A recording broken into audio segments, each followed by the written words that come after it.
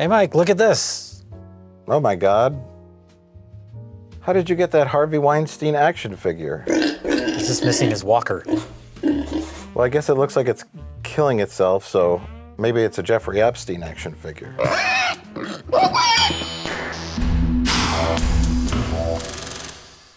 Speaking of pig, psst. That'll be the sequel to this.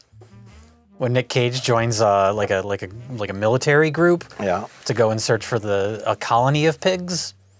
Well, Jay, we're here to talk about Pig. This is an official Mike and Jay talks about instead of half in the bag. I don't think we've done one of these in a while. I did a couple haven't. with Rich. Yeah, you and I haven't talked about a movie like this since The Clovitch Killer. Oh, we did The Kid Detective. Oh, Kid Detective, right? Both films recommended. But this is, well, we happen to be on the best of the worst couches. This is not a film suitable for best of the worst. No, I think if we tried to show this movie to Rich in the best of the worst environment, he might try to kill us. Yeah. He does not like sad movies. Right. So he would probably be very upset. And this is not a half in the bag episode because I don't want to get into spoilers. We'll probably have to get into mild spoilers to talk about some of this, but we won't go too deep into it. And keep it nice and short and sweet. Sure. So Jay, tell us all about Pig, how you heard about it, and why you pointed me in the direction of watching it. Well, I saw the trailer, I don't know, a month or two ago the trailer came out, and for a couple of days everybody was kind of goofing on it because Nicolas Cage is like a human meme. So you see him in a movie where he's trying to rescue his pig, and at the end of the trailer you hear him in that Nicolas Cage voice where he's like, I'm looking for a truffle pig. I'm looking for a truffle pig. And it's like, and a pig is a funny animal. So people had that reaction like, oh, this is gonna be a quirky movie. And then it comes out, and it's not at all. It's a very kind of somber, it has moments that are humorous, but it's a pretty somber, serious movie with a great performance by Nicolas Cage. And so I think it's kind of confusing people or catching people off guard because they're expecting something else. Well, this movie comes out right on the hoofs of Willy's Wonderland, right? Yeah. And Willy's Wonderland is, it's not a revenge movie, but it's not really a movie. It's a big pile of dog crap, but it's a movie. Nicolas Cage is it's a somber, barely speaking, moody. He's supposed to be cool in that. So, yeah, and he's fucks up all the characters in Willy's Wonderland in a tirade of vengeance and bloodshed and destruction. So you get a trailer where Nicolas Cage is mumbling, I want my pig back. And people were comparing it to John Wick, too. Because in the first John Wick movie, it's the catalyst for the story is that his dog is killed. So it's him going on revenge. That's what kind of kicks the story off. So people are like, oh, this is like John Wick, but with a pig. Right. So you go in with that expectation, too, that it's going to be some sort of, violent revenge action movie. But it is not. But it's not. It's a meditation on loss and grief and an inability to move on with your life. I loved this movie. This is probably my favorite movie I've seen since maybe The Witch. I don't know. It's been a while since I've seen something that I really responded to as strongly as this. Right. One of my favorite movies in quite some time. It lingers with you, and it at first my thoughts were like, I'm very skeptical on the Nicolas Cage, quiet. I think most people are at this point. Like we know Nicolas Cage's financial troubles over the last decade. I think he'll appear in anything. I think he bought the continent of Australia, and he bought the moon. He bought dinosaur bones, and then he realized he couldn't afford the moon, Australia, and dinosaur bones. So he appears in Willy's Wonderland. So he appears in a film a week. Yes. The most prolific actor of the last 100 years, Nicolas Cage, and he'll do anything. And it's a shame, too, because he is a good actor. When he's in the right role and he's given proper direction, I think that's a big thing, too. Right. So many movies just kind of let him go crazy because people expect that now. Like even a movie like Mandy from a few years ago, which I like that movie a lot, but that does play into the Nick Cage is crazy kind of performance. Yeah, there's no doubt Nicolas Cage can give a great performance. I mean, he's a good actor. And it's the same with like Liam Neeson, right? Liam Neeson is in a red box movie every week called like I'm Gonna Shoot You, right? It's Liam Neeson and They're a up gun. to part 4. Yeah, I don't know what. Every week I see a new Liam Neeson movie where he has a sniper rifle, right? Same with Bruce Willis. Bruce Willis isn't a great actor, but so that's a bad example. But these older actors from the 80s, 90s era where they were making quality work, he's leaving Las Vegas, Wild at Heart. You know, they're the prime era of Nick Cage. And then so now it's like, what do these guys do? Also, there's another thing like floating around in my head when I watch a movie like this and I'm like, Nicolas Cage is really great in it, but is it the material that elevates Nicolas Cage? You know, like a Black Swan Syndrome or something like that. Or you remember we watched that movie with Arnold Schwarzenegger where he's like an old man and... Oh, Maggie? Maggie. The zombie daughter? Yeah. And that's a case of the material makes him look better than his performance. And I'm like... In the case of Schwarzenegger is amazing. And I'm like, no, the movie's good. Yeah. All he had to do was just sit there and he's directed well. They knew with that movie, they knew not to give him too many lines of dialogue. Yeah. Because he's Arnold Schwarzenegger. So I'm always very skeptical of the subtly brilliant performance because I'm a cynic by nature. And so that's how I started off with this. And I'm still on the fence whether or not the material elevated Nicolas Cage or whether Nicolas Cage elevated the material. Either way, the film just continued in an upward momentum of quality for me, for many different reasons, which we can get into without spoiling anything. Who has my pig? So, Jay, what's Pig about? It's about a truffle pig, which is something I was pretty unfamiliar with, but there's pigs that are very good at finding truffles. Nicolas Cage lives out in the woods with this pig. Pig finds the truffles. He sells them to a buyer. Yes. Because they're a delicacy. They're served in nice restaurants. But it's a real thing, and he lives outside of Portland, cut off from the world. He's like a mountain man. With a past. Well, that's the thing, is his pig gets stolen. That's what sets off the whole story of him going to find out who stole the pig. Along the way, you learn a lot about him. You learn a lot about the younger dude he works with that buys the... Alex Wolff. Played by Alex Wolff from Hereditary, who is also very good in this movie. I think he's kind of being overshadowed by people praising Nicolas Cage, but he's also really excellent in this.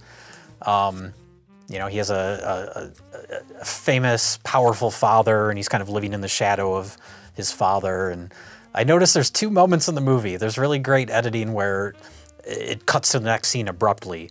And in both scenes, it's when Alex Wolff's character is talking. Because he's kind of like, he wants to be this like slick kind of mover and shaker guy, but, you know, he doesn't have a lot of confidence, and you can tell. And so the first time is there's a moment when he's looking at himself in the mirror, he's like slicking back his hair, and he's like practicing like what he's gonna say to someone in like a business setting.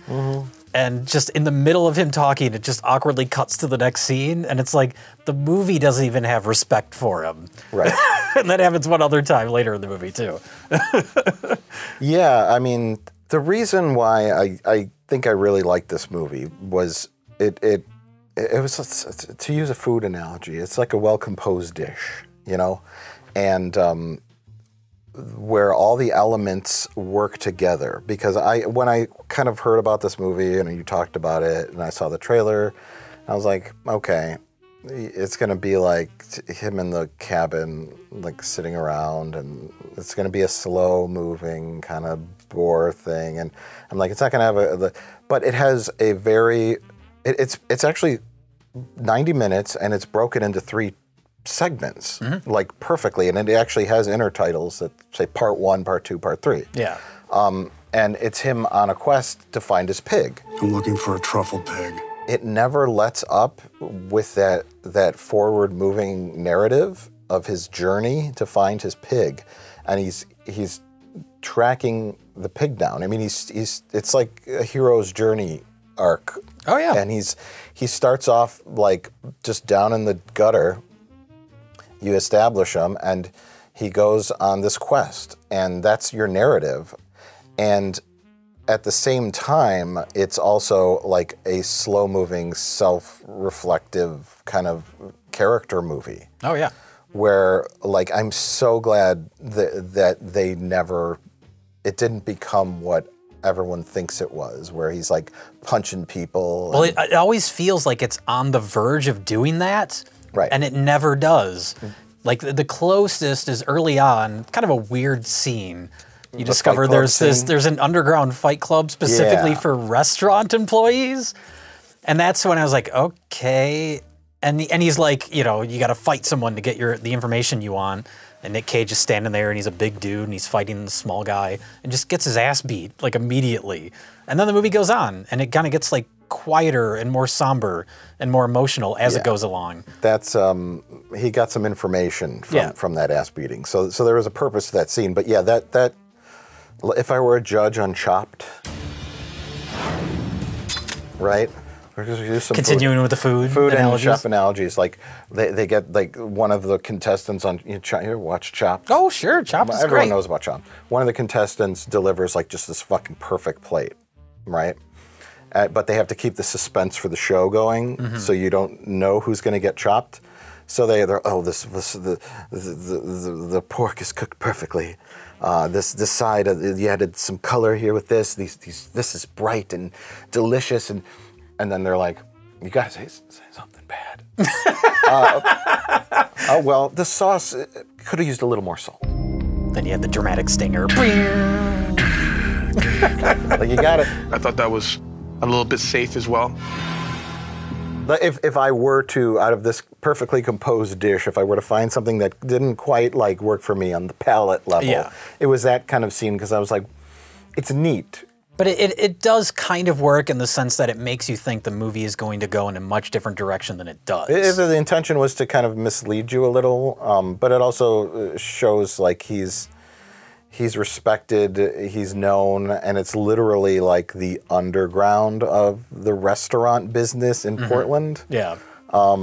It's like an old hotel that was abandoned, like, and built over from like the 1950s. Yeah. So it's kind of like, it's literally like digging up the past. But then there's other moments throughout the movie where he's like, give me a pen and paper. I'm going to write a list. I need you to get me these things. Yeah. And you're like, oh, where's this going to go? And then it does not go where you think it's going to. Right. So many of the solutions to the problems in this movie rely on just like empathy and understanding, which is kind of a breath of fresh air. I don't know. It's like... because it also, the whole movie has that kind of, it's not an A24 movie, but it has that feel to it. That very kind of slow, kind of moody lighting, pacing of it. And you're always, in those type of movies, you're waiting for that just like burst of extreme violence, because that always happens. And then in this movie, it just never comes. It keeps going in a different direction than that. The big selling point of the movie is its characters, and I think that's why I loved it so much, is that it never took the easy bait of Nicolas Cage whacking somebody with a baseball bat, yelling, "Where's my pig?" It's like the intellectual opposite of Willy's Wonderland. Yeah, you know what I mean. It's like an anti-revenge movie. There's an element of like I don't know. It sounds corny or cliched, but like being true to yourself, and like faux sophistication almost. Oh yeah, there's of course the best scene in the movie where he confronts the chef. Yes, that is my favorite scene in the movie. It's great dialogue and it's great performances. That guy playing the chef. That's the moment where Nicolas Cage, you know, steps on the gas, so to speak. But he never is like insulting, or he's very respectful while he just bluntly lays out, you know, this guy's past. He very softly delivers a long line of dialogue that just cuts that guy down to the bone. To the core of his being, he destroys him. But not with the intention of hurting him. No, with the intention of maybe helping him. Yeah. And and he doesn't scream, he doesn't yell, he doesn't make a scene in the restaurant, flip over the table, throw wine in the guy's face, and yell, "Where's my fucking pig?" It's done very intelligently. And then the guy, his buyer, Alex Wolff, he's the son of another restaurant magnate or big time guy in the city. Right. And he's living in the shadow of his father. His mother is also not dead, but he says she's dead. Right. But really she's in the hospital on life support or in a coma or something. And so there's some trauma or tragedy there he's dealing with, but he's also on that path to becoming a fraud or a phony. Yeah. That which is really wonderfully exemplified in the classical music instructional audio that he's listening to. Yeah. Nick Cage keeps shutting it off. Yeah. It's funny. There's like this British man speaking over, like explaining why classical music is the superior form of music and the music of intelligentsia. and he's, and it's like he has to be told why to enjoy something. And so there's that scene, and he also says, I never cook. I don't know how to cook, sorry. He makes some like pancakes or something. Which comes back later. There's a lovely scene where Nick Cage is showing him how to cook. Yes, which ties in with him and his father's storyline in a way we won't spoil. Yeah. I don't know, it's almost a shame Nicolas Cage is in this movie.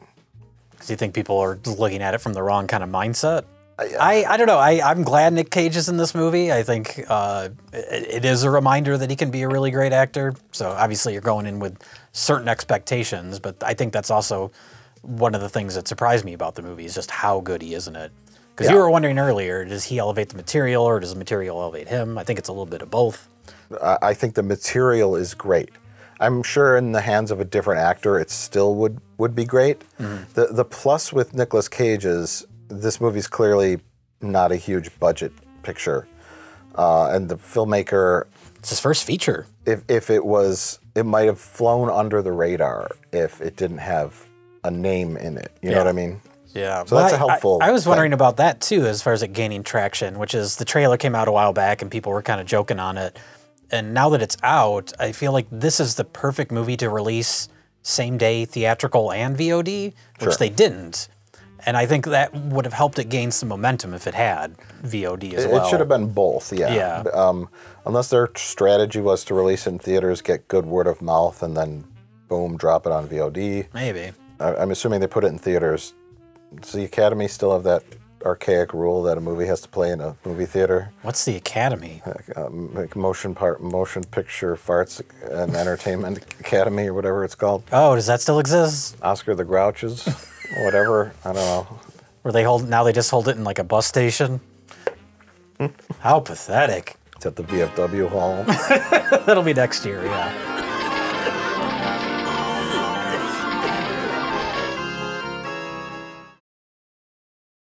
You live your life for them, and they don't even see you. You don't even see yourself. Great cinematography, too. Like, I don't know if this is the case, but it probably isn't, but it at the very least looks like it was all shot with, like, natural light. All the light is really soft. Yeah. It's that moody, like, Portland, rainy, kind of hazy weather. I love the scene when he cooks some breakfast that you mentioned. It's like he burns it, because he doesn't cook ever. And so that's like an excuse to kind of motivate having sort of a haze in the room, which gives it that nice kind of atmosphere to it. Just a great movie all around.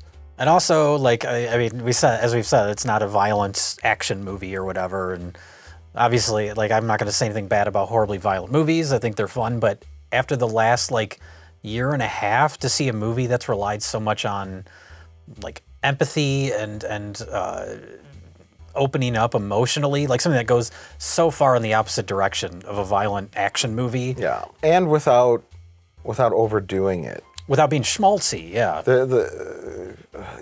It's so elegantly subtle in its approach, where it's not heavy-handed in any fashion.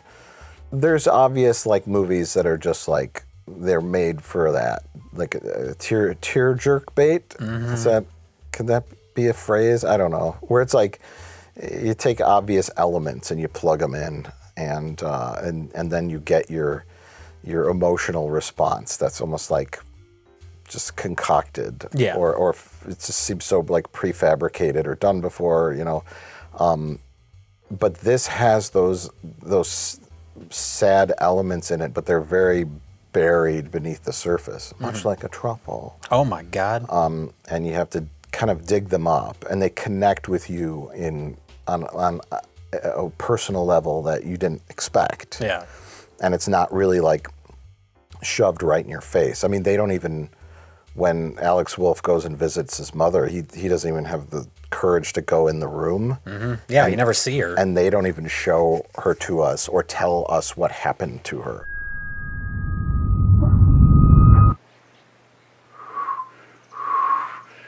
The pig is a catalyst and or metaphor. It's not specifically about the pig. I mean, obviously you know that, but some internet dummy screaming out there might not. Yeah. But well, it works in both ways. The pig is obviously a metaphor for this larger story, but it is still literally a story about a pig. Yeah. And that would be another minor complaint, is it could maybe used a little bit more of him and the pig at the beginning. Showing them, you know, his relationship with the pig. See, it sounds silly when you say it, but in the context of the movie, all you gotta do great. is see the pig for a couple of shots and you go, that is a cute pig. Right? And you just know in your heart, like, I get it. Yeah. It was like a man and his like pet alligator. Like, I'd really need to see some bonding moments where the alligator is sweet to him. You know, cuddles up with him in bed, and they have Domino's pizza together. They go on walks, you know. The little kid screams, "Ah, it's an alligator!" "This is a nice alligator. Come pet it." "I'm scared!" You can tell he's nice because I put a little hat on him.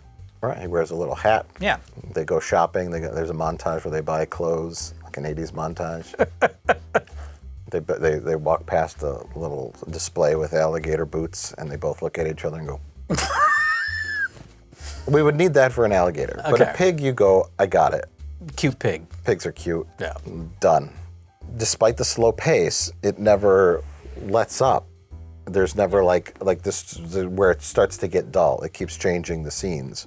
But at the same time, everything else is very slowly like developing. Yeah. It's like putting a picture in a vat, where you're developing a photograph, you know? Oh, I thought you were going to make some sort of other food analogy. No, and this is not a food analogy, but normally a movie progresses like in a linear fashion. You learn things, but this one sort of felt like at the same time it was moving forward, it was just slowly developing around you. I don't know if that makes sense. Sure. It's more of a mental thing. Yeah, and it eventually reaches an emotional catharsis. Yeah. And it never feels like it's a very sad movie. It's a somber movie, but it's never miserable.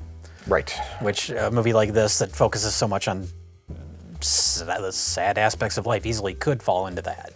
And it never does.